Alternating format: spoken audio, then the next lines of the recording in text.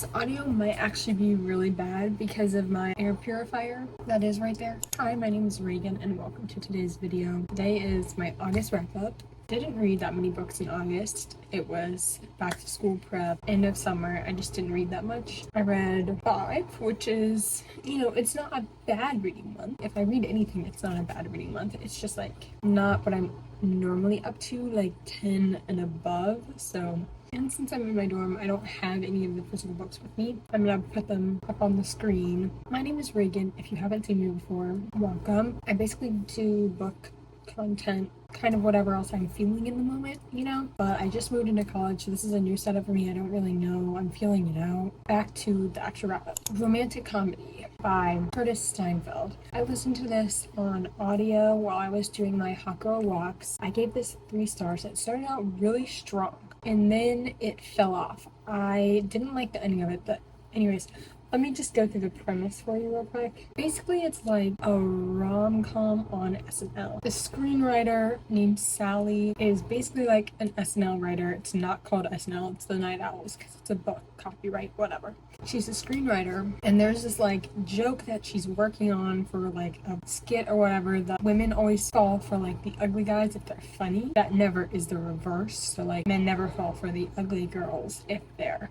funny. Anyway, so basically that does happen to her with a famous guest star on the show. And so it's kind of like a rom-com around that. Famous person, normal person, It was really strong in the beginning. It was funny. I was enjoying it. But then towards the end, I really didn't like it. It was a very realistic relationship. And sometimes I think that when I read books that are very realistic, I don't like them because it's not the point of why I'm reading a book. But I would say this relationship is very realistic, and that might have contributed to the fact that I didn't like it as much. But it wasn't bad. 3 stars, very average read. Second book, Things We Hide from the Light by Lucy Score. I gave this also 3 stars. I was in like the middle of my book slump-ish era over the summer. Things We Hide from the Light. I read it once, DNF'd it, got like 50 pages in or something, DNF'd it. Picked it up again for a video that you can watch on my channel. I might put it up there if I remember. It's the second book in the Knock 'Em Out trilogy. The third book just came out today, and I was about to go buy it because that's what I'm most excited for. First one followed Knox. The second one, this one is about Nash, who's the police for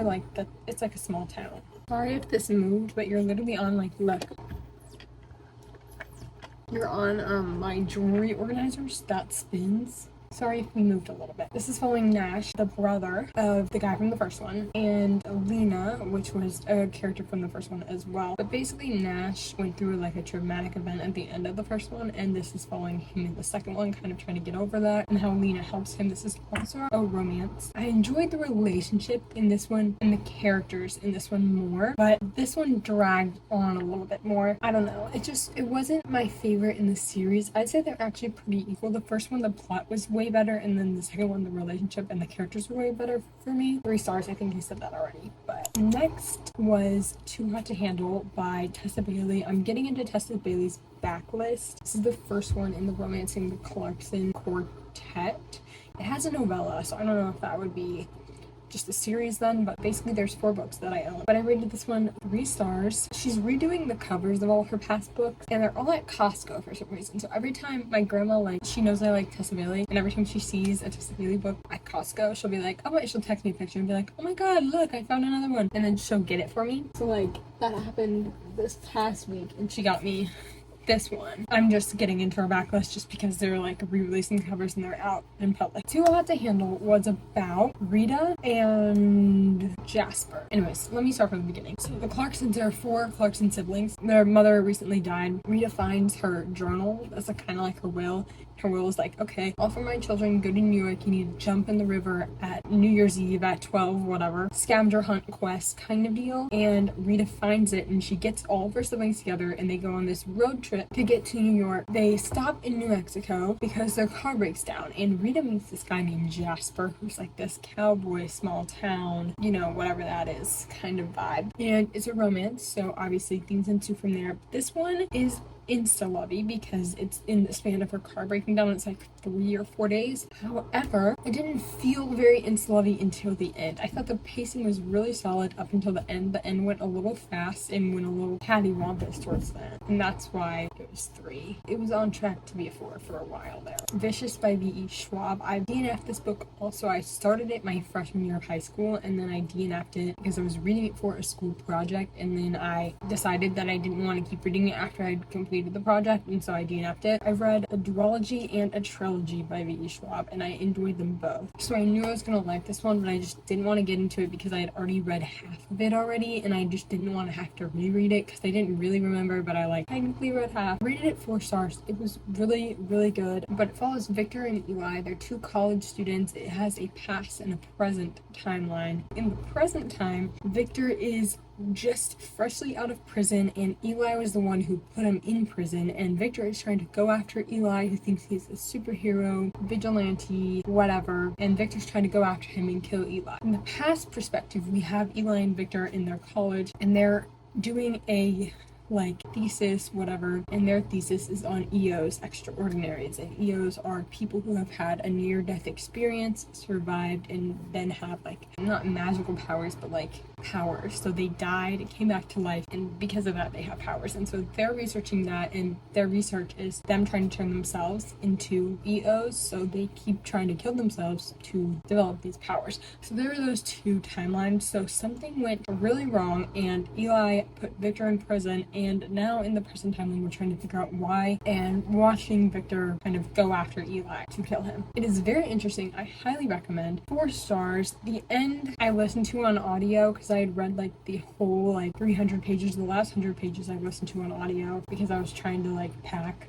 for college. So I think I wasn't paying as much attention as I should have been, and the ending went really quickly for me. Even though it was the last 100 pages, it felt really fast, probably because I was listening to it on 2 times speed. Definitely highly recommend. Very twisted, very good. I don't want to compare it to The Secret History because they really are nothing alike. In that same realm, and realm I mean this extremely loose, it's obviously not a classic, it is a fantasy, and The Secret History is a classic. I don't know why, I can't explain it. There really is no logical way to explain it, but if you enjoyed The Secret History and you also like fantasy, you might like this one as well. The last one I read in August. I always call it the Happily Ever After playlist, but it is the Happy Ever After playlist by Abby Jimenez. I have been reading Abby Jimenez's books out of order, so this technically is the second one in a interconnected standalone series, but I didn't read it that way. I just read it, so maybe my experience would have been different if I had read them in order. But I really enjoy Abby Jimenez's writing. Her books are very easy to read, very bingeable. However, I think my issue with this one, and it wasn't a big issue because I rated it 4 stars, is the One of Us is Famous trope. I found I don't necessarily like that as much in books. I'm not a huge fan of that because it just gets in the way in a way that I don't like. It's about Sloane. She is a widow and she is driving one day and this dog jumps on her car and goes through her sunroof, and it's just a lost dog, and she calls the owner, the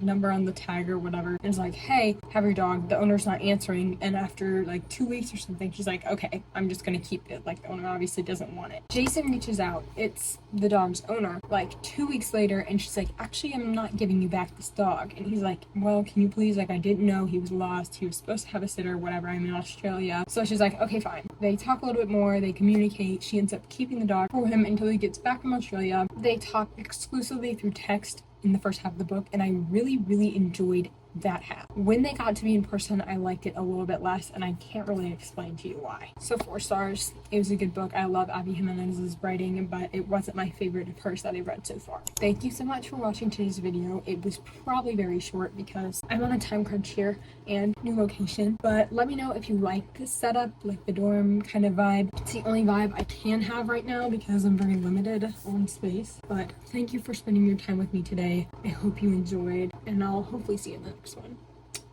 Bye.